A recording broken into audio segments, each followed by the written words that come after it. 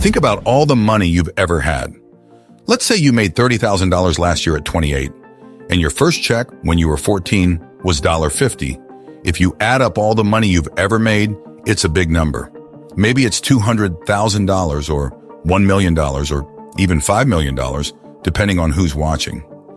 But here's the real question. How much of that money do you still have? What's in your wallet right now? Not the fancy ads you see, but what's really there? How much have you saved? If you're not happy with the answer, it's because you might not be great at managing money. In this video, I'll share 20 money rules I've learned from my own mistakes. There was a time when I made money, but ended up with nothing. So I'm passing on these lessons from my experiences to help you manage your money better. The most important rule, which you should agree with right away, is rule number 1. Don't be a hater of money. If you hate money, you'll never get any because money doesn't like haters.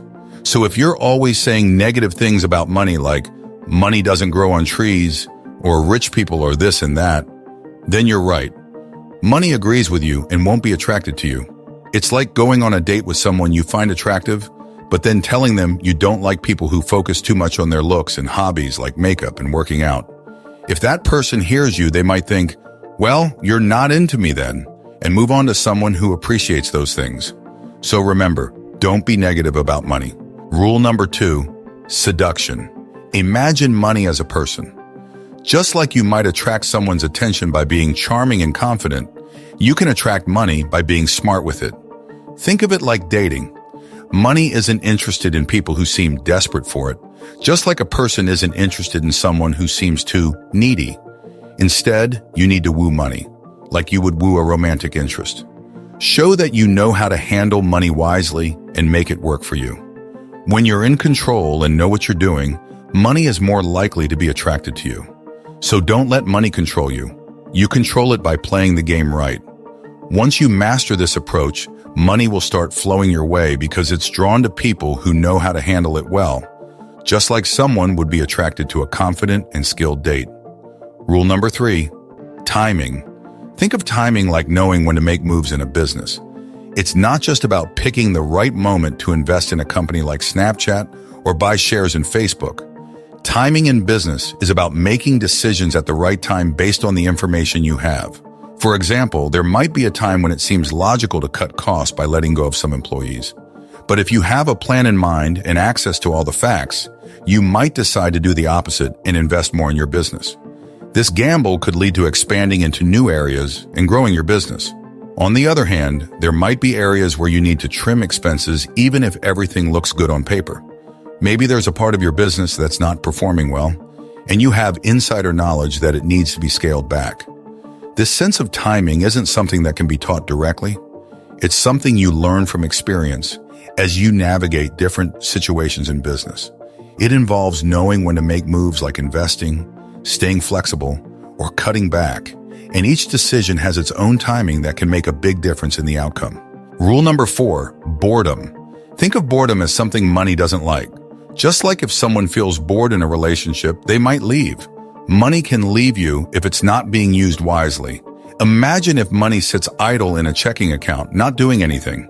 It gets bored, just like a person would, and it might decide to go somewhere else where it can be put to work. So to keep money interested and working for you, you need to keep it moving. That means finding ways to invest it, use it for projects, or put it into opportunities where it can grow. When money is active and working, it's like it's always out there hustling to make more money for you. So the key is to keep money engaged and working for you, rather than letting it get bored and wander off to someone else who knows how to make better use of it. Rule number 5, secret account. Having a secret account is like having a hidden safety net for emergencies. It's money that nobody else knows about. Not your family, not your partner, not even your closest relatives. This account is for serious crises, not just regular emergencies. For example, let's say your business is struggling and your checking account is almost empty with just $13,000 left. You have expenses like payroll and commissions looming, and it looks like you might have to shut down. But then you remember your secret crisis account. You tap into it, and suddenly you have the funds to keep your business afloat. Nobody else knew about this account, but it saved your business and helped you get through the tough times. Having a secret crisis account is different from an emergency fund. It's for dire situations where you need a substantial amount of money to keep things going. By having this account, you can weather unexpected storms and come out stronger on the other side. It's like having a hidden ace up your sleeve that only you know about. Rule number 6, money is like a game. Think of money as a game, like chess or Monopoly. When you're new to a game like chess and play against someone who's played a lot, they'll probably win because they know the strategies better. Similarly, if you've played Monopoly many times and your opponent has only played a few times, you're likely to win because you understand the game better. Now, the cool thing about the money game is that you can learn it. Some people struggle with money because they don't realize it's something you can learn, like a game. They might think rich people are just super smart or lucky, but that's not always the case. Like any game, you can take the time to learn and master the ins and outs of money. With practice and understanding, you can improve your financial skills and play the money game better over time. Rule number 7, it's a doubles game. Think of money as a game where the goal is to double what you have. Let's break it down. Imagine you have $1,000 in your bank account right now. That means you're 10 doubles away from having $1 million. Each double is when you take what you have and make it twice as much. So if you start with $1,000 and double it to $2,000, you're one double closer to $1 million. Now let's say you already have $100,000 in your account. That means you're closer to $1 million because you're starting with more. You might only need to double your money a few more times to reach that goal. The key is to figure out how soon you can double your money and keep doing that until you reach your financial goals.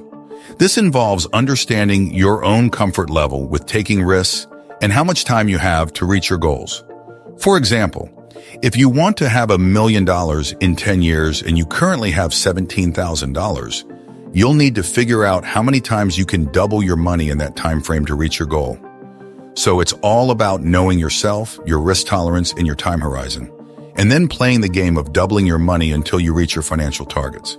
It might sound complicated, but once you understand the basics, it's a game you can learn to play and win. Rule number 8, don't fly first class. Don't splurge on first-class flights until you've got $10 million in the bank. Seriously, I've seen too many people drop big bucks on fancy flights when they could have saved a ton.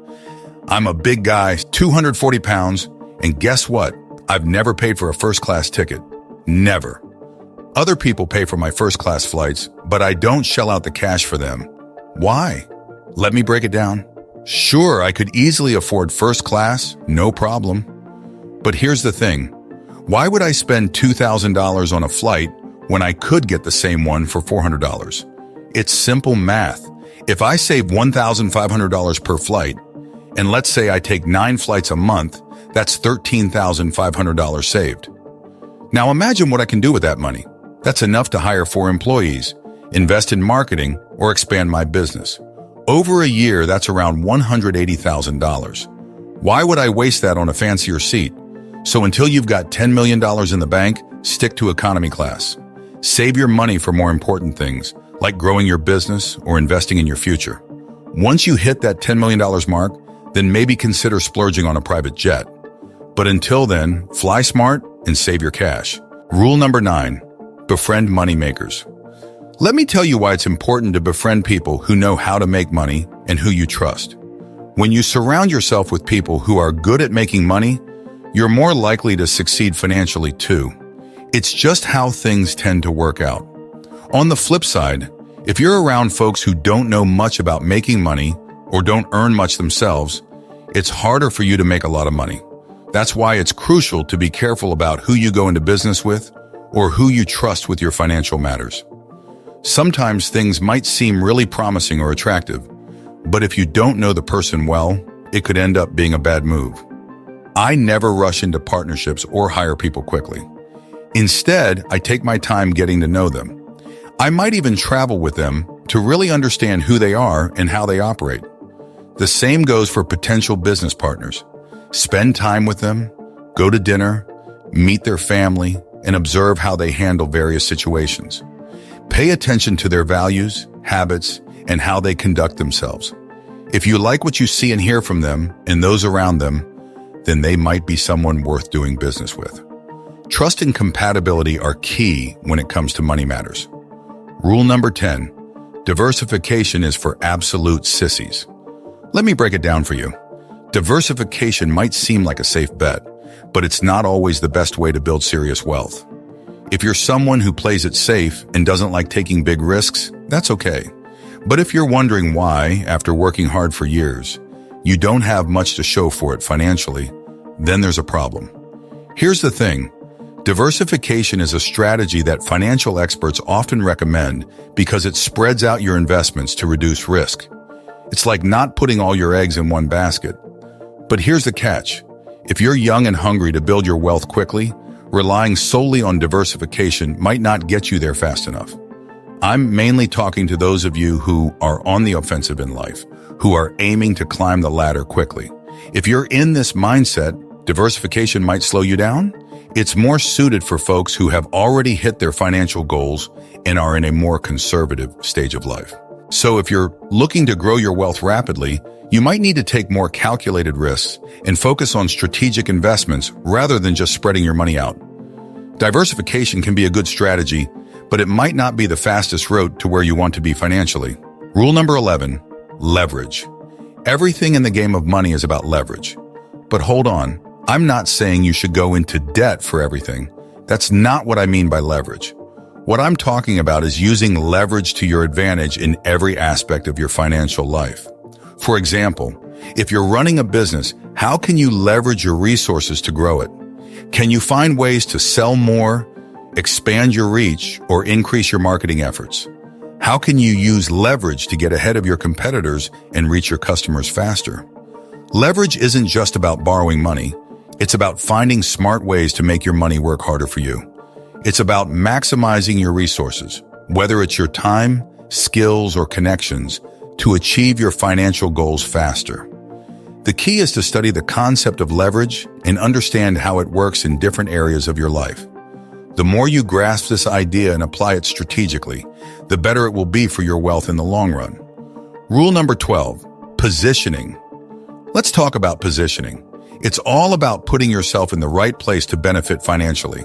For example, let's say you're going to work for a company and they offer you a chance to own part of the company before it goes public. That's smart positioning. By getting a piece of the company early on, you set yourself up to potentially make a lot of money when it succeeds. Take Tom, for instance. He became wealthy by positioning himself strategically in certain opportunities.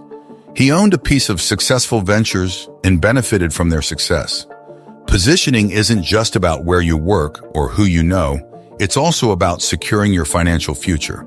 It's about making sure you have a stake in the things you're involved in, whether it's through equity, partnerships, or other opportunities.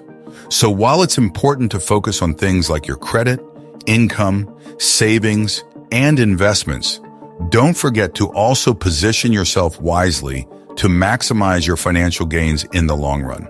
Rule number 13 is about strategic partnerships, which means teaming up with other businesses in a smart way. It's like making friends with companies that make money, but it's done on purpose.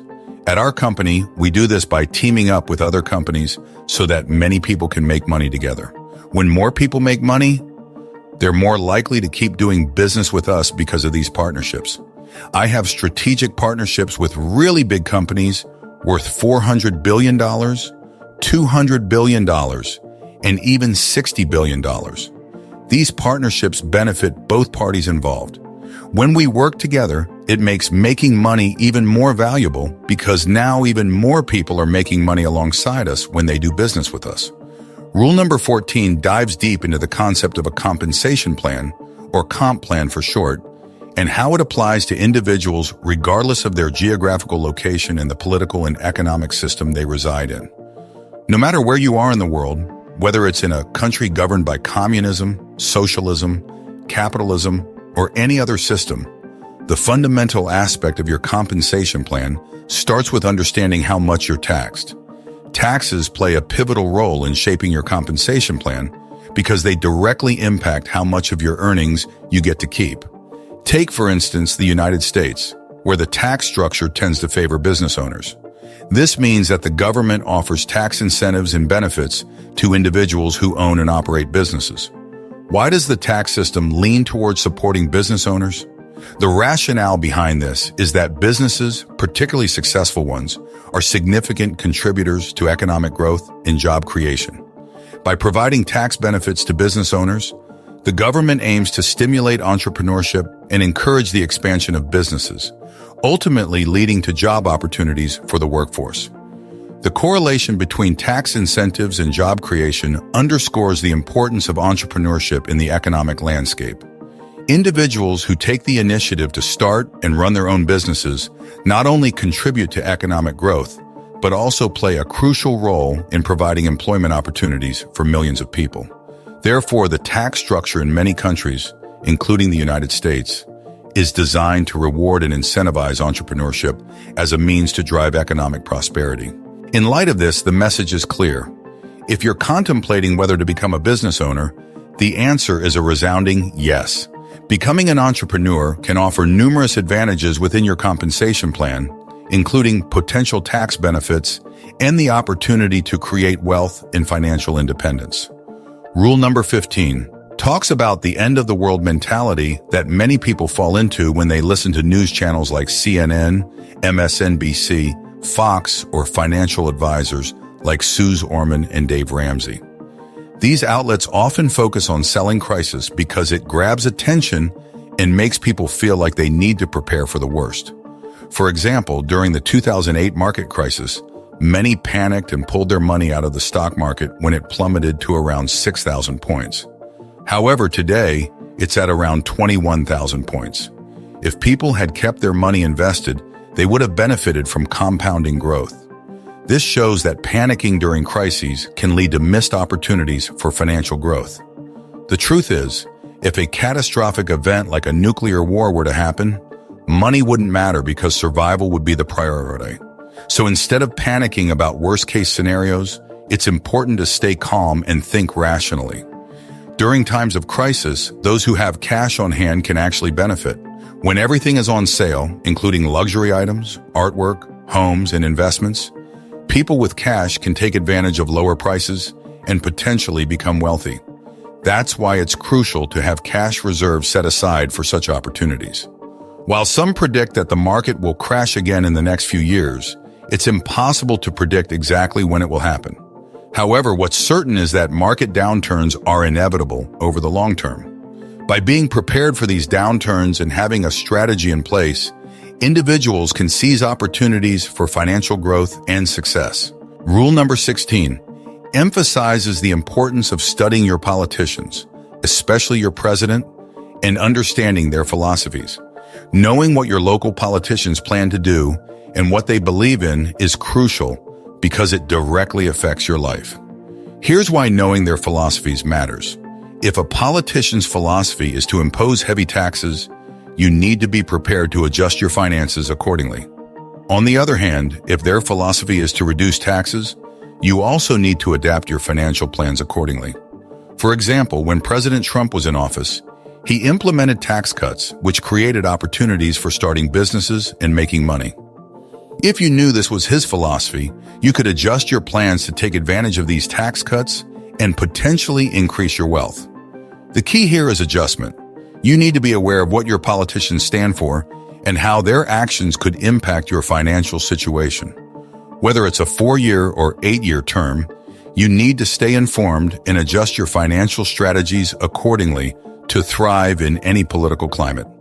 Rule number 17 advises studying smart investors like Warren Buffett, but not blindly following them. It's like this: you should definitely learn from Warren Buffett by reading everything he's written and understanding his way of thinking. His mindset can teach you a lot about investing. For example, Warren Buffett avoided investing in technology companies and instead focused on other types of businesses. When he made big moves, like spending $35 million on silver, there was a reason behind it. These decisions reflect his philosophies and approach to investing.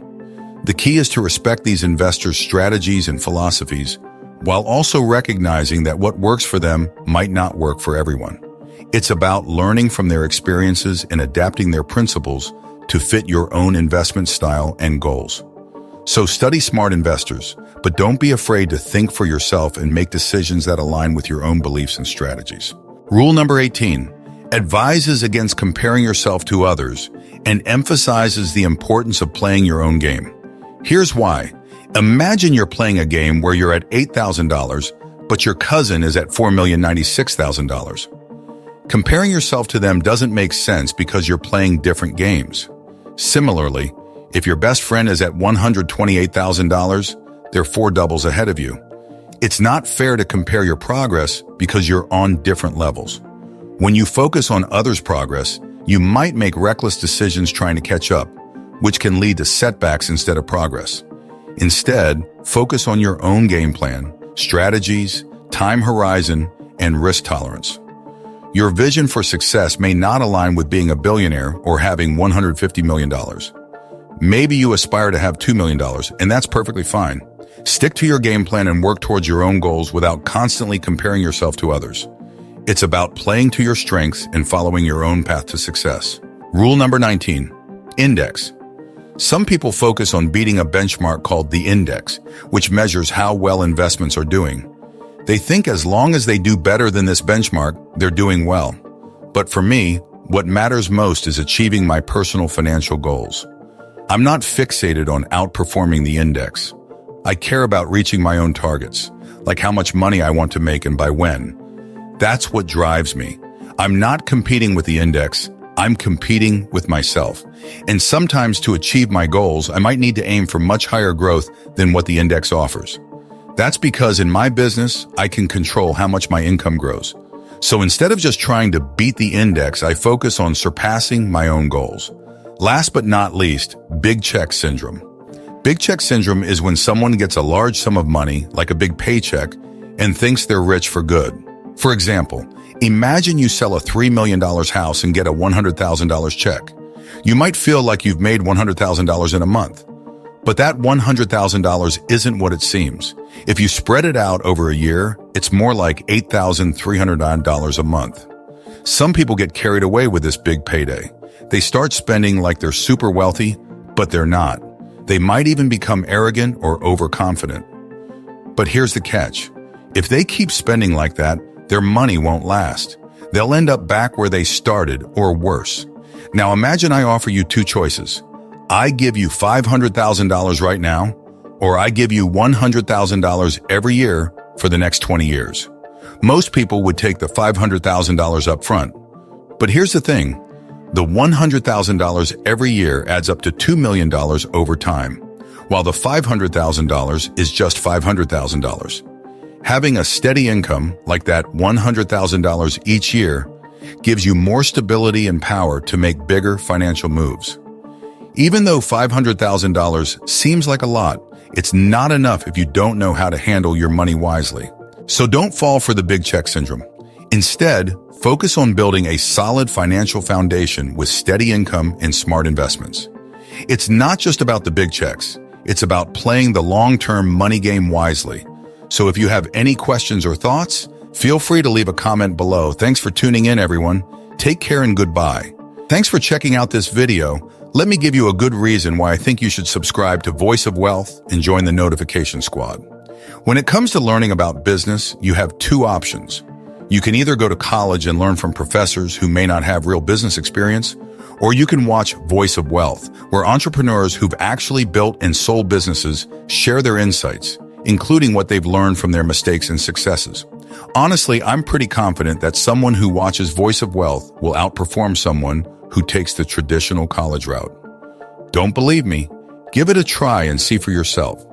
That's why I'm convinced subscribing to Voice of Wealth and absorbing its content will help you become a successful entrepreneur too.